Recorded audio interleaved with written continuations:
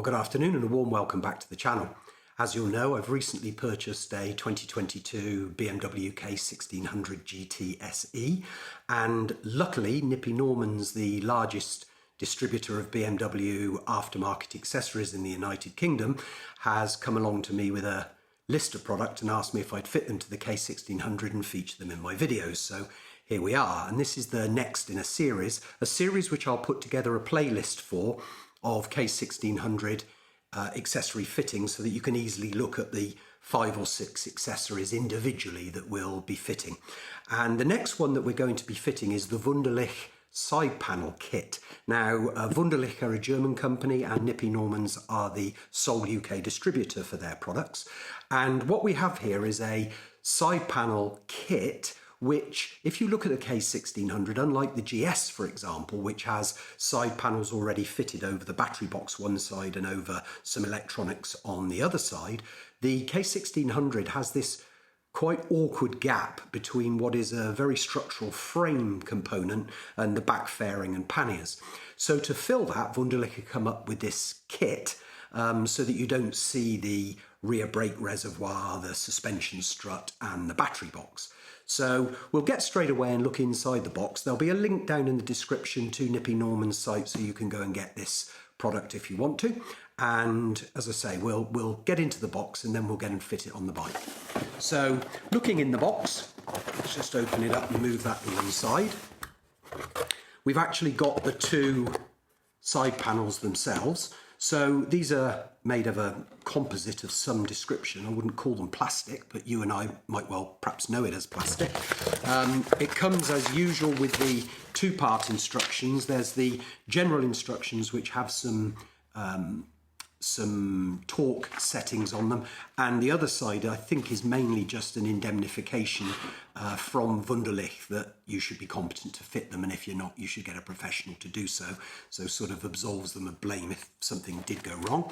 And then we've got what looked like quite a comprehensive illustrative pictorial instructions, which hopefully we're going to carry out in this video, so you may not actually need this one, but it's quite unusual to have 4 very detailed pages, so certainly I think this has quite a lot of fitting to be done. And certainly when we look in the hardware pack, which we'll open now, I'll just put the box on the floor, but if we look at the hardware pack, it is actually quite a large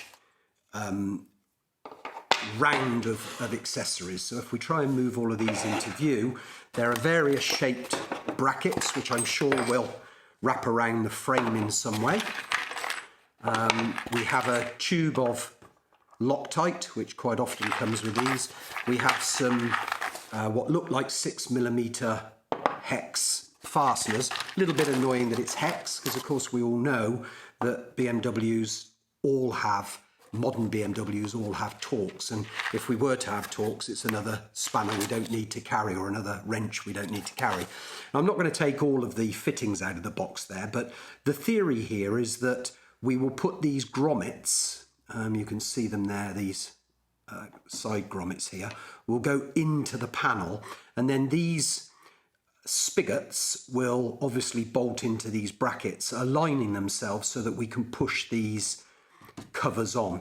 Now, I think it'll be quite important when we actually come to do this that we put Vaseline on these. I've always done that because it helps you to push them on and push them off. They are quite a tight fit onto their spigot like that, and obviously if you don't have them Vaselined, if you come to pull them off or you come to push them on, you either find that the grommet gets left on the spigot, or when you push them on, it just pushes the grommet out of the hole. But as I say, that's a lot of those in this box. That's the box of hardware there, which we're not just going to take out for the sake of it. We'll see it more when we come to fit it on the bike. So that's the Wunderlich side panel kit for the K1600 GT. There is a different model if you have a bagger, and I think a different model if you have a GTL. But let's get out on the bike and fit it. Okay, so we're out by the bike now. We've removed the front and the rear seats and the electrical connectors that hold those together. And we're going to be fitting the right-hand side panel first, which fits here. Once again, we'll only show you once we've fitted the brackets and show you which brackets to fit. I'm going to show you pretty much the full fitting of the right-hand one and then just which brackets we use on the left-hand one and how they bolt, because otherwise the actual doing up of fasteners and everything is exactly the same. But it's going to fit here. That'll cover the rear brake fluid reservoir, it'll cover the battery box, it'll also cover this DIN auxiliary socket here. Just be aware, this DIN auxiliary socket is run from the CAN bus system, so it only actually operates while the bike ignition is on, so it's not like you're using something that you can charge directly from the battery. But if you use hot clothing, heated clothing or similar, you might have a little stub connector. Normally they have a stub connector that goes in a DIN socket, or your battery charger might have a little stub socket that goes in the DIN socket and then comes out in like a 2-pin male and female connector. And you can obviously just bring that through past the panels and then velcro it maybe to the side of the frame here, so that you've always got access to that without removing the panels. You can of course pop the panels off because they'll only be held on the 3 rubber bungs to start with.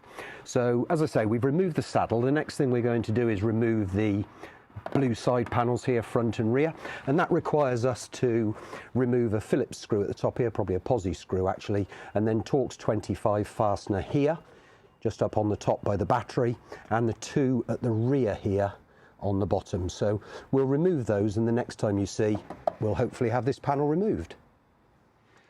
So as you can see now, we've removed the blue side panel off the side. As I said, it was held on with 3 Torx 25 fasteners, all the same, no shoulders or spacers, so you can't get these ones mixed up. And they came from on the top here under the seat, and then these 2 here underneath the back by the wheel. So very simple to get at. Torx 25, Torx 25, Torx 25. We also had this one at the top here, which I said was a Phillips. You can see it on the other side here, which I said was a Phillips screw. It's actually a little bit weird, in as much as I think the screw might even be plastic in itself, but all you need to do is loosen the screw by a few threads, and then it's got one of these self-expanding, almost like raw plug plugs on it. Now you may find, as I did, that while you're trying to undo it, the whole lot spins. If it does, you just need to get something underneath the lip of that or pull it tight, and then you'll find that'll hold that and stop it moving, and then you'll be able to move the screw. And once you've got it out a few threads, you'll find all of this will pop off. So here's where we're going to fit the side panel to, and obviously we're going to fit brackets somewhere on these frames. So that's what we'll be doing next. So we're going to be fitting, as I say, this right-hand panel here, but I thought I'd identify the brackets for you and give you a little tip as well. Here's the spigots, and these spigots are actually plastic, so they've got a 13mm spanner head on them. I would always use this flat-headed one on here. If you use the bihex one, the 12-sided one on there, you could find it'll just take the edges off when you come to tighten it. So if you use that flat, and then on the other side we've got a washer and a 10mm 6mm threaded lock nut. You'll find 6 of those in the pack and 6 washers in the pack. So if you then use a good spanner on the 10mm and the 13mm here, you can put all of the pressure on the metal 10mm and not on the more fragile end of the spigot. But obviously fit those to the brackets before you actually come to fit them. Okay, so we've removed this top footrest bracket bolt. It's a Torx 40 and it's threaded into the frame. So it's very important here that we realise, again, unfortunately we're replacing it with a 6mm headed 8mm hex bolt, but this bolt is the shortest one in the set. It's 35mm, and we're going to put a washer here, and you'll see in a moment why that's very, very important. Now this is the bracket, so it's the identical bracket to the other side as well, which I expect will go in the same place, but it's an 8mm hole one end and a 6mm hole the other. We've put the spigot in already for the panel. Now that goes right at the back, but of course this will screw first off into the thread of the frame. So we've got to wait until it comes just out of the other side, and when it does, we've got to be ready with the bracket to go over and this 8mm nut. Now this is a standard 8mm nut, it's not a locking nut. Now I do find that a little bit strange, because I'm sure the rest of them go on with locking nuts, but the reason we have to use that is because there is very little clearance here between the nut and the brake caliper, sorry, the brake master cylinder. So I'll show you that once as a still once we've finished, but you'll see how very important that is to do. Now it does mean that we can tighten up this side and then tighten up the other side against the bracket, because this is obviously threaded in, but you've got to make sure that you thread that on like so and get the nut behind it, because there is so very little room to maneuver here. And there we go, we're actually in place. So if I get my 6mm hex key, and now you can see I've got that in, and I've got it in loosely. I'm not going to tighten any of these up as I assemble them, because obviously I need to make sure the panel fits. I will do them up pinch tight, make sure the panel fits, maneuver the panel around, and then tighten them up finally. Now the next two fasteners we're going to fit, which I'll get on and do because they're not as technical as that one, but I will show you a still of this one. There is one up here, which is a Torx 25. It's a very flat-headed one. This one up here requires you to put Loctite or thread lock, which comes with the kit, on that screw up there when you put it up there, and you're actually going to put this angled bracket up there, so that will actually go up like so and should sit out at this corner here. And then the last one we're going to do is the one here, which is on the back here where my finger is, on the back of the rear brake reservoir, and there's a Torx 30, I believe, on the back of there.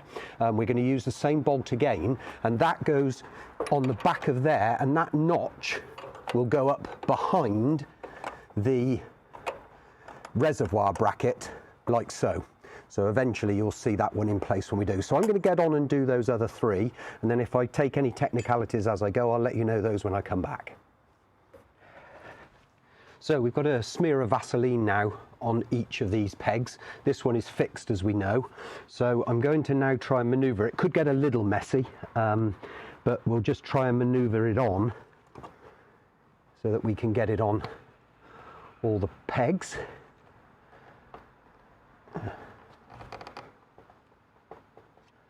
There we go. There we go. So we're now pretty well on all the pegs, and that effectively is how that should go. Of course, I've still got to tighten it up, but I get obsessed with cleaning. Why do I do that? But there we go. So those panels, that panel is now on, and that's it. Fairing back on, panel in place, and actually it fills a nice little gap, not to see all of the workings of the brake and everything around there. Just a nice little bit of trim, really. Okay, so once again I've spun the bike round, so this is now the left hand side, as you can see, and I've already removed the blue panel that we removed earlier on the right hand side. Exactly the same screws.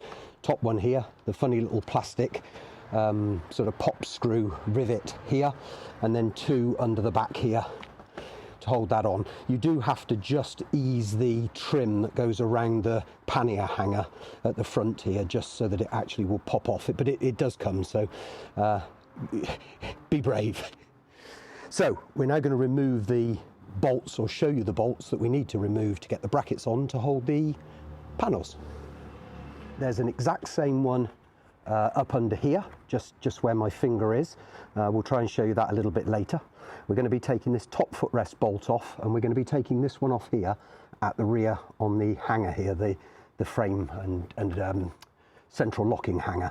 So those are going to be replaced. So we're going to be using an 8x40 in this one, and we're going to be using the longest one in the set, the 8x50, to go through that one there with its relevant washers.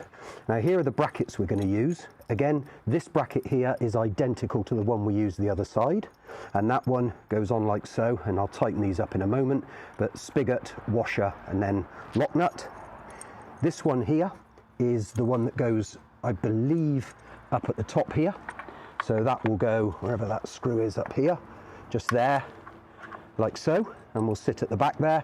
Again, spigot on there, and washer and lock nut. And then this one here sits on there and will go just there at the back. Again, spigot, washer and lock nut.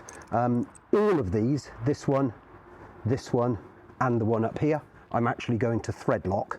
I think it says that in the instructions, but I've got thread lock, so I'm going to use it.